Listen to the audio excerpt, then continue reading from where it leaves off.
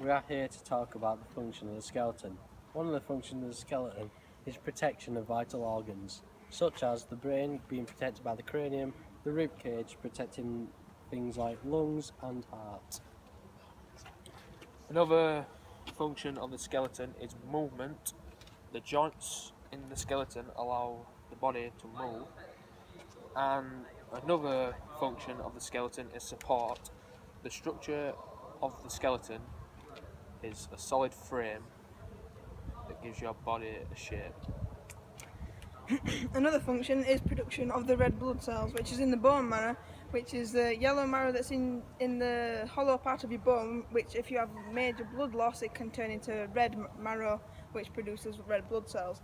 Also, the bone allows storage of minerals such as calcium, which helps your bones to grow stronger. I'm here to talk to you about the axial skeleton. The axial skeleton is made up of the cranium, the mandible, the rib cage, and the sternum. The whole purpose of the axial skeleton is to protect the vital organs in the body, such as the heart, the lungs, and the brain. In the video, we're going to talk about the appendicular part of the skeleton. This basically creates movement for the body instead of protection. So first off, we have the humerus here, which is the long bone on your arm. And if you put your arm out with your thumb up, your underneath is called your ulna, and the top part is called your radius, which is the two bones here.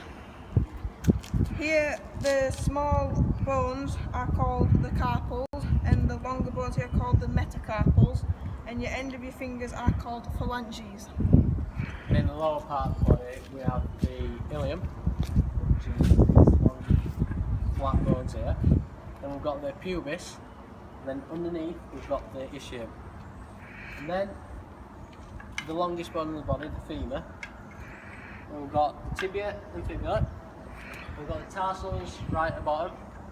Then we have the metatarsals, and then the phalanges. Now we're going to talk about the types of bones. One type of bone is the irregular bones.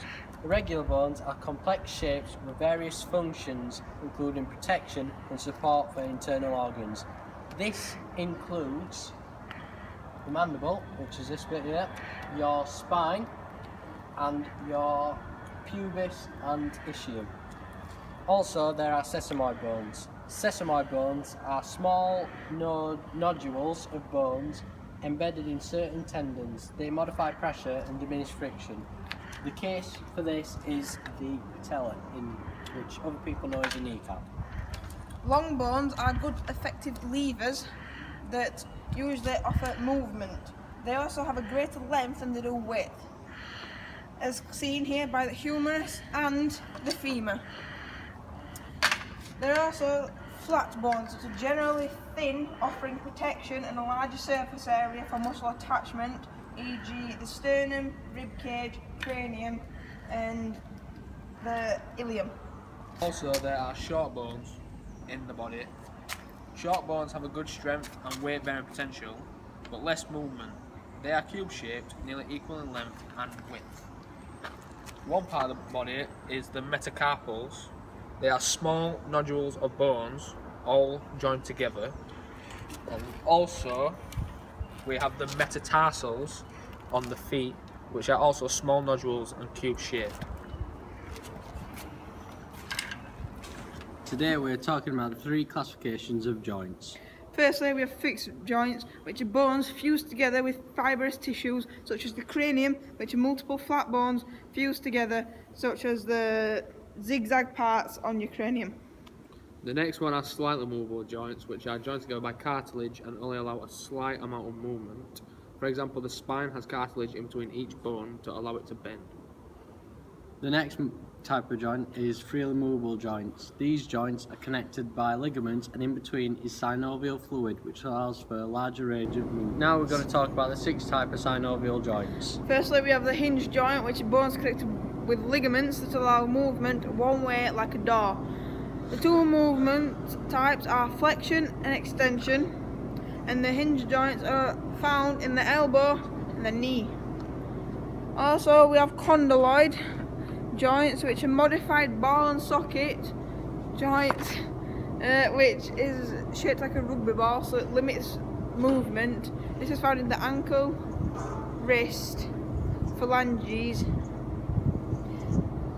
The movement of a condyloid are flexion, extension, plantar flexion, dorsiflexion, and circumduction.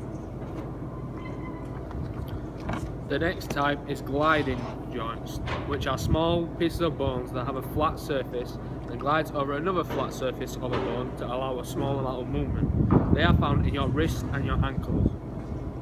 The wrist allows flexion, extension, and circumduction movement to happen. Flexion and extension so that you can bend it, and circumduction so that you can move it in circles. The ankles allow plantar flexion and dorsiflexion and circumduction. The next joint is saddle joints, which are two bones that sit on top of each other like a saddle on a horse. These joints are found in your thumbs, and they allow movement of flexion, extension, and circumduction. Next is the ball and socket joint. Ball and socket joints are formed with a ball-shaped bone connected into a socket shape, which allows for a great range of movements such as flexion, extension, abduction and adduction, and circumduction. These joints are usually found in the shoulder and hip. And then there's a pivot joint. A peg-like bone slots into another bone and it allows for rotation. This joint is found in the neck. Now we're going to talk about the major muscles in the body. First we have the deltoids, which go across the whole shoulder. We have the pectorals on your chest. We have your abdominals and your obliques, and we also have your bicep. Now the major muscles in the legs. You've got your sartorius, which goes along the leg, and you've got your rectus femoris, the central one. And then on the outside you've got your vastus lateralis, and then on the inside you've got the vastus medialis. And on the back you have your gluteus maximus, your bicep femoris there, your semitendinosus there. On the inside you've got your semimembranosus. Then right near the bottom you've got your gastrocnemius, and right there is your soleus. On the back we have the trapezius on the back here. You have the deltoid, which came from the front over the back of the shoulder. You have your teres major right here. You have your tricep on the back of your arm here. And you have your latissimus dorsi here, and you have your erector spinae right on your spine. Now we're going to talk about the different types of muscle contractions. The first muscle contraction is eccentric. Eccentric is when the muscle goes from a short length to a long length.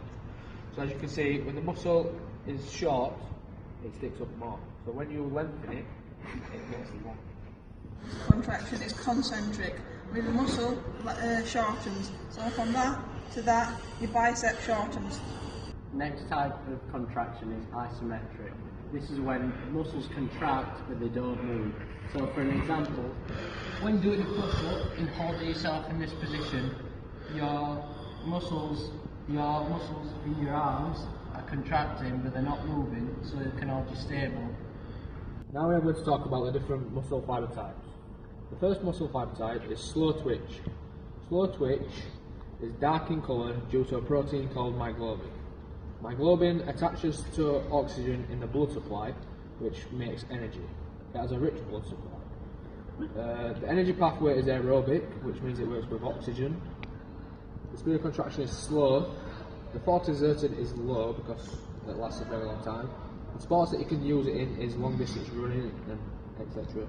And it has a very fatigue level, which means it's fatigue resistant, which means it lasts a very long time. The fibre type we have is the fast oxidative glycotic, which is a fast twitch, and it has a light colour due to no myoglobin.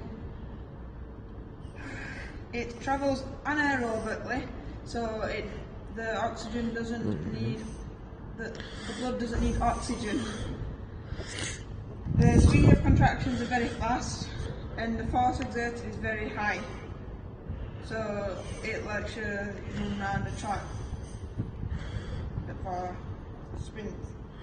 The sport that usually is occurred, it's 400 metres, and the fatigue level is less resistant than fast twitch glycotic. Next type of fibre is fast twitch glycotic. These have a fast twitch and they are a light colour. The energy pathway is anaerobic and the speed of contraction is very fast. Force exerted is high as it allows for people to take part in 100-metre sprints. The fatigue level is easily fatigued as you cannot last for long without tiring.